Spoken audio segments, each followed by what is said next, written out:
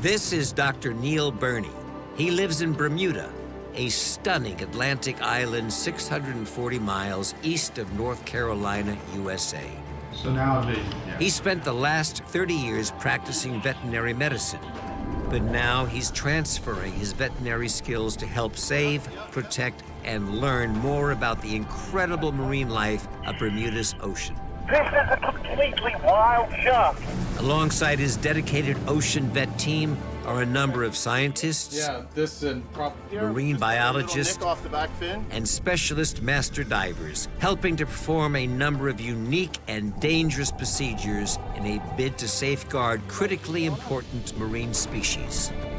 Together, the team will be fitting satellite tags to huge tiger sharks, saving precious green turtles, dissecting giant blue marlin, and obtaining unique toxin samples from 45-ton migrating humpback whales. Yay! Whoa! My knees are like jello. Yes, man. This is Bermuda, home to Dr. Neil Burnie, the ocean vet.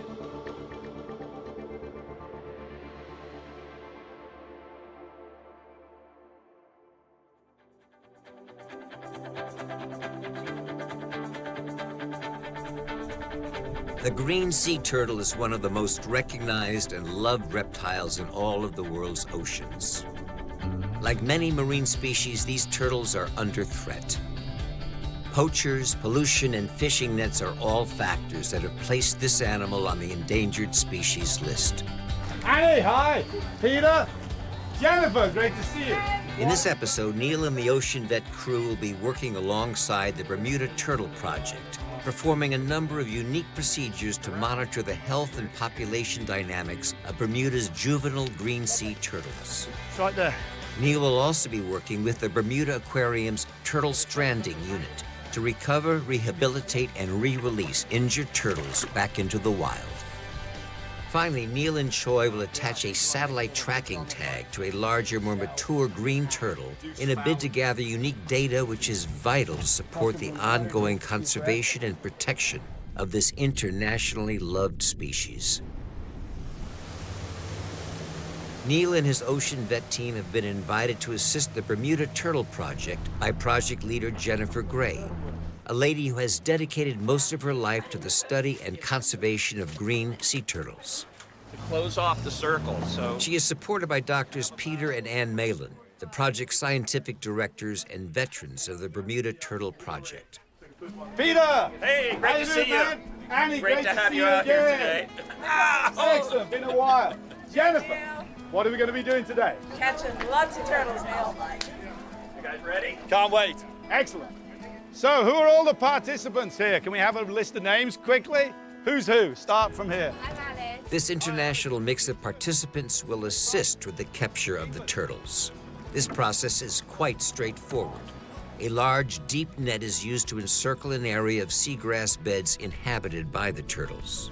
As the turtles try to escape, they swim into the soft netting.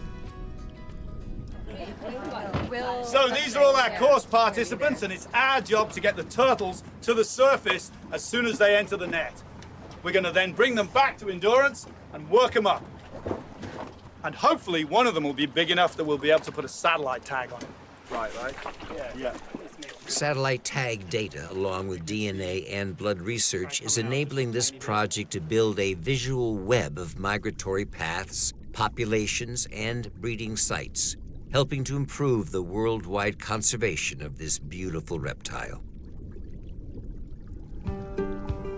So we've got the turtle that swam into the net, brought it to the surface. Liana is disentangling it from the net, and I'm giving the hand signal to the boat so that they know we have one to be picked up. Choi Aming, Neil's right-hand man and series marine biologist, is on the capture boat with Jennifer Gray, collecting the retrieved turtles. Okay, so Neil is dead ahead, and he's got another turtle. And there's also about 4 or 5 others that some of the other participants have. So turtles everywhere. We're gonna get this guy in the boat as quick as possible. I'm not sure how many times we see this. I think it's only Ocean Vet, where one has wrapped around the other one. So this is definitely a boat disentanglement here. Yeah. Okay. So for every one of these guys, there should be 99 more in the ocean, and we've taken them out. So we've got to do everything we can to preserve all these green turtles, because this is the last of them. Retrieving these turtles is no easy task. Constantly untangling them, then holding them at the surface is challenging. These reptiles can weigh in excess of 20 kilos. So it requires quite a bit of teamwork to get these bigger turtles out of the net. But Joy, if you can grab it. Yeah. This actually may be a candidate for our satellite tag. It's quite a large turtle. So far, we've been out all of about 10 or 15 minutes, and we've got 9 turtles in the boat, and we still got a few more to grab. We've seen a few swimming around, darting in the sand, so good haul thus far, and we're probably only about halfway through. Even the smaller turtles can present a challenge. Having the capture boat close by ensures the welfare and safety of every turtle. All right, great, guys. This guy's a little too entangled for me, so I'm going to pass him up to you guys. Okay, luckily he's small enough. I can just pull the whole thing out. Okay, buddy. So, that little turtle was a little too badly entangled for me to get him out whilst he's in the water. So we simply bring him onto the capture boat, and Choi and Cameron are going to disentangle him. I'm just going to wet down the rest of our turtles, keep them nicely cool while they're waiting in the capture boat to get back to the Endurance. All right, this is our smallest guy yet. Isn't he cute? So we're just gonna stick him in the back, and a beautiful small specimen. Fantastic. There you go, got it nice? Come on. Green sea turtles are air breathers, so being out of the water is not harmful to them. By cushioning the turtles on these foam noodles, Neil and the team ensure they remain calm and secure during the tagging and sampling procedures. So, every turtle that comes on board gets scanned with this microchip scanner. This is exactly the same one that I use at my vet practice, and Michaela has seen these at Ensmeet because we use these on the dogs and cats. So, we're going to scan this animal, and we're going to scan this left flipper, and we're going to see if there's a tag in it. And this one doesn't have one. We're going to keep moving around the group. We're going to come to this one. Ah, here we go. We can now go and find the details of when this animal was chipped previously, what its history was, and what its tag number was that it shed. Because it's obviously lost the external tag that was applied at the same time as the pit tag. So 14 August 2007, she was marked. 14th of August 2007, almost 7 years ago, and she's back here. And I say she with impunity, right? Because she's been sexed. Well, I have to look at the database to tell you for Oh, sure. okay, all right. We don't have that in that. Some of the turtles don't have the microchips installed, so after fitting some new external fin tags, Neil and Peter implant new microchips. So, we've got a perfect ID number that's unique to this animal. It means researchers can find this, fishermen will be able to identify this creature by simply reading this tag. You seeing these here, Jen? Do these look like healed bite marks to you? They do, don't they? Neil! Neil around? Choi and Jennifer spot signs of injury to one of the turtle's flippers, so Neil comes in to assess the animal. I think there's one more on the front as well, man. So if we compare this rear flipper to the one on the turtle next to him, you can see there's two quite clear semicircular indentations where pieces of tissue have been removed and have then healed over.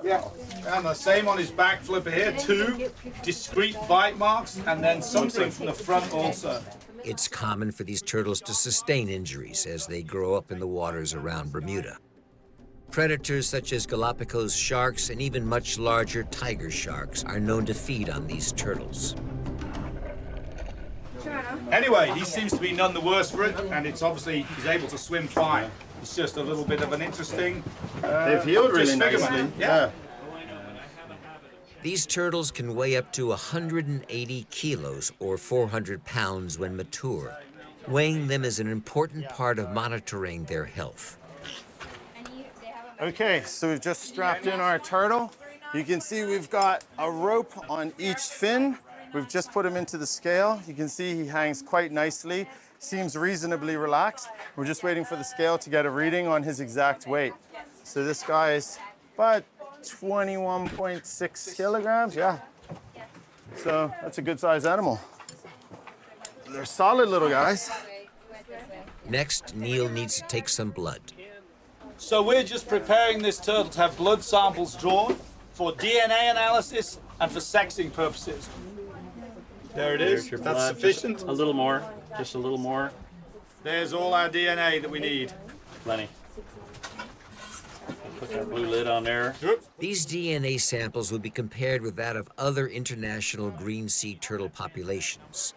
If there's a match, then the Turtle Project can determine what region that specific juvenile green turtle has come from to reach Bermuda. A lot of blood to spin. Sure. Now that the blood samples have been taken, Choi, Robert, and some of the other participants are processing them in the onboard lab. Now, you can see there's a slight color variance as I pull these out. These more yellowish tinged serums here, they're from older turtles, and the thinking is it's a pigment from all the seagrass that they're eating, so that's kind of neat. So the younger turtles have a clear serum, and the older turtles have sort of a yellowish serum to them. Okay, oh, that's a much more clear sample. So if you look at these two, you can see that one is a lot lighter. That's probably from a younger turtle. And that yellowish stuff, those are the pigments from the seagrass that we were speaking about. Once the blood sampling is complete and the serum is extracted, Neil is ready to release these turtles back into the wild. So we've had a great day here at Somerset Long Bay. We've got a whole lot of turtles that we've worked up, and we're getting ready to release them. We've kept one back because we're going to put that satellite tag on that one creature. It's been a wonderful project. Over the last 40 years, this study has been going on, and it's providing data that not only protects these turtles here in Bermuda, but throughout their Caribbean range. Right. So I'm going to get into the water, and we're going to get these guys released. Let them swim away. The research that's been conducted today will make a huge difference in the fight to preserve green sea turtle populations, not just in Bermuda, but all over the world.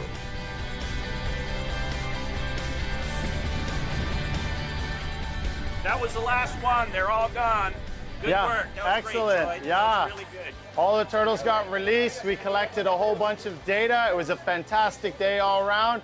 Great success for Ocean Vet and the Bermuda Turtle Project. So great job, guys. Awesome. There we go. It's like a nursery. The Turtle Project is not alone in its battle to save this species. Neil is assisting another project which helps ensure the survival of Bermuda's green sea turtles. This is the turtle exhibit at the Bermuda Aquarium Museum and Zoo. And these two girls were actually hatched here on the sand beach you can see behind me. There is also a wildlife rehabilitation center here at the aquarium where injured or sick turtles are brought for their recovery. The Bermuda Turtle Project works hard to ensure the health of green turtles in Bermuda, but sadly some are injured by the ingestion of plastic, ingestion of other toxins, or even being injured by boats. They're brought here, and when they're recovered, they're released back into the wild. So it's somewhere on this beach. Oh yeah, there it is. It's right there. Neil is working with Patrick from the Turtle Stranding network. They said it was under the mangrove. They're responding to a call reporting a turtle that's been washed up on Gibbets Beach, not far from the aquarium. Ooh. What's that? So, little green, right? Yep. Little green. Wow. All right, let me go get the tub, Looks all right? yeah, sure, man. All right, Patrick, you go get the tub and we'll get this guy back to the aquarium. All right, cool. Be right back. All right, let me just see. So the first thing we're going to do is assess for any type of external injuries on this animal, see if he's been hit by a boat, if he's got any prop damage. I'm going to just take him into the ocean. I'm going to carry him, I'm going to rinse him off. This is one of many thousands of immature green turtles who spend their time here as they're growing up.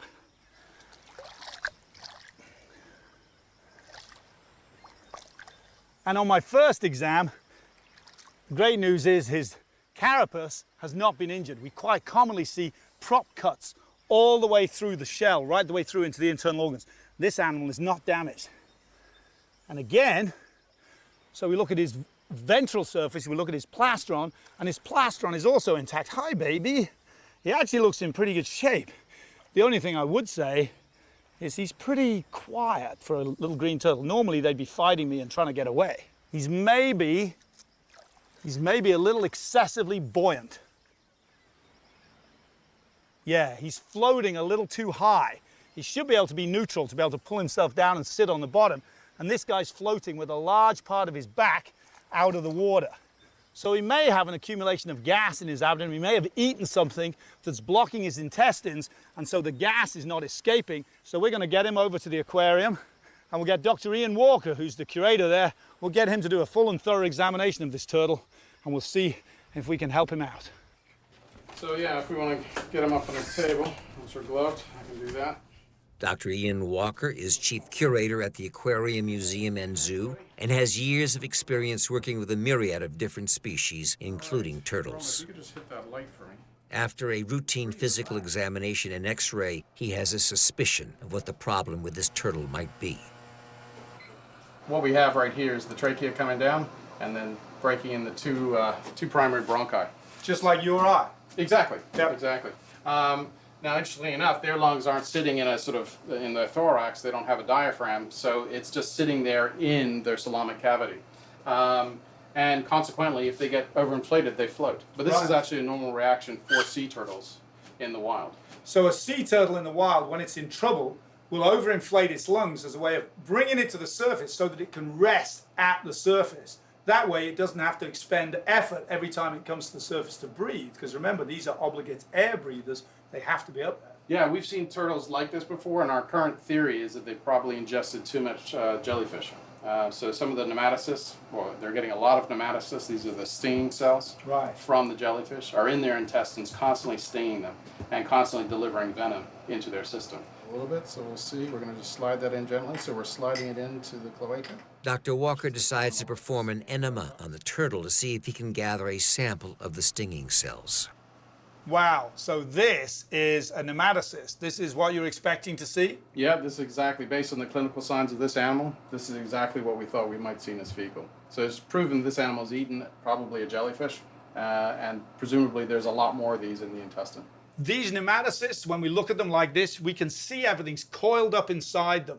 It's really like a jack-in-a-box, where the head of the jack-in-a-box is jammed inside the spring. And as the spring comes out, everything turns inside out like this, and then right at the end of it, there's a stinging needle with a bunch of venom in it. So if these things unload inside the turtle, they poison the turtle from the inside. Hopefully, this little turtle, after a few days under the care of Patrick, Roma, and Ian, is going to recover, and hopefully we'll get a chance to release it back into the wild.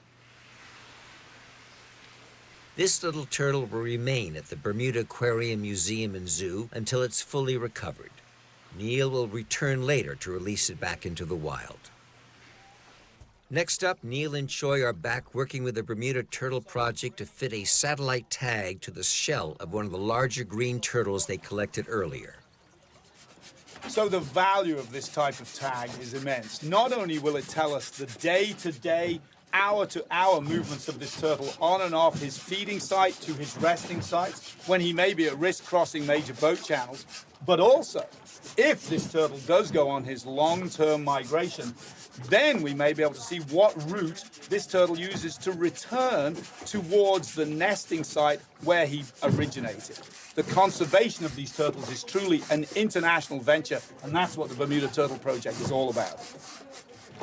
Okay, so this is the satellite tag, and it's the exact same company and exact same technology that we use on our tiger sharks. It's just a different model so it can attach to a turtle shell, just like that. And this antenna here, what it will do is every time the turtle surfaces, it will relay data to a satellite, and we will get real-time movements on where this turtle is. So we will be able to track him almost as if he had a cell phone. Okay, looking good, I think. Yeah. So we're almost ready to apply the tag. Pretty much got So rid of Robert, all I the think ridges. we'll let you do the honors for this. Yeah. And here, I think you want to make a little ridge on the front, so I'll just keep the chopstick at the ready. All right. Let's give it a nice squeeze down. Get it good and seated in the epoxy. So we're making sure that we have a nice, smooth attachment between the shell and the tag. With the tag firmly bonded to the turtle's shell, it's time for Neil and the team to release this beautiful animal back into the ocean. So after an epic day here, tagging and recording data from turtles, we're now going to let this girl go. We've named her Kirsty. And we're going to hope that this animal will actually leave Bermuda and go on its developmental migratory path, and we can follow this animal to some destination in the Caribbean. Who knows where? I'm going to get in the water and make sure she swims away strongly. Well, I'll take her and try and hold her upright, right? Yeah. Just make sure she's comfortable in the water. Takes a few breaths. Okay, just take the weight on the back for a sec until there. Perfect. Nice. All right, good grip. So I'm just going to wait for her to take a good breath, and then I'm going to let her go. The release of this turtle marks the beginning of a research project which will have far wider reaching ramifications than the distance this turtle will travel in its lifetime. And it will help ensure the continued research and conservation of its entire species. Wow! So, she took off like a rocket. As soon as I let her go, gone. Out of sight, right? Wicked. By working with these animals, Neil and his team have helped to ensure that green sea turtles are protected not just in Bermuda, but all over the world. These animals have a critical role in the ocean's marine ecosystem. By gathering samples and tagging these turtles, Neil and his team have ensured the continued fight for this animal's survival. Back at the aquarium, Neil and Choi have received good news about the sick turtle rescued earlier.